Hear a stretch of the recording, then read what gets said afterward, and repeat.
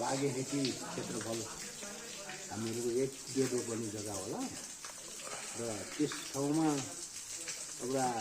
हामीहरूले जान्दा जङ्गलहरू थियो। जङ्गलको बिचमा एउटा बागेदेखि देवी मन्दिर हुनुहुन्थ्यो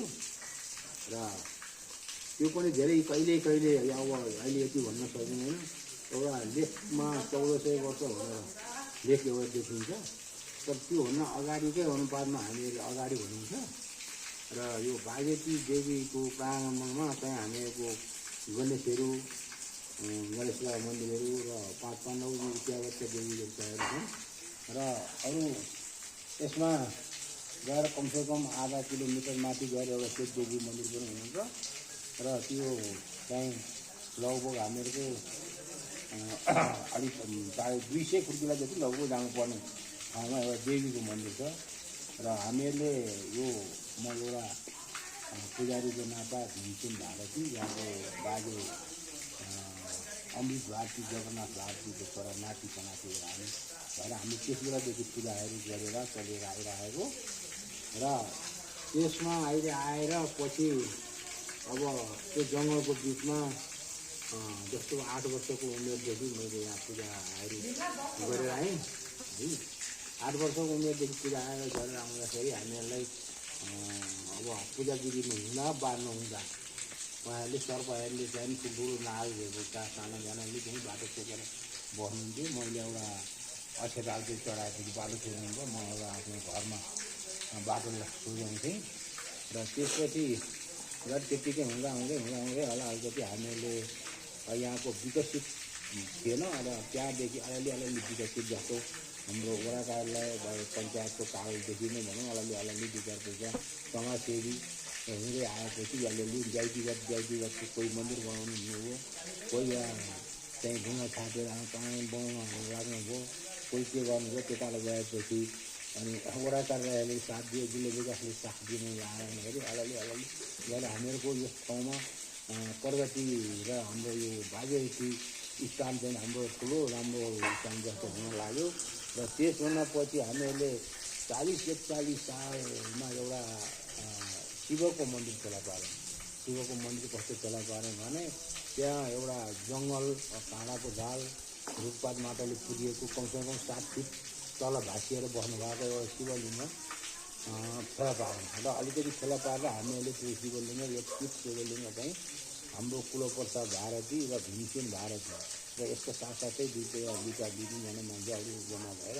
1 फिट फेला पारेर हामीले पूजा चलायौँ। पूजा चलाएपछि हामीहरूको चाहिँ यो शिवको चाहिँ स्थान यो शिव होइन भन्ने कुरा यहाँको समाजसेवीले चाहिँ अलिअलि चाहिँ मान्छेहरूको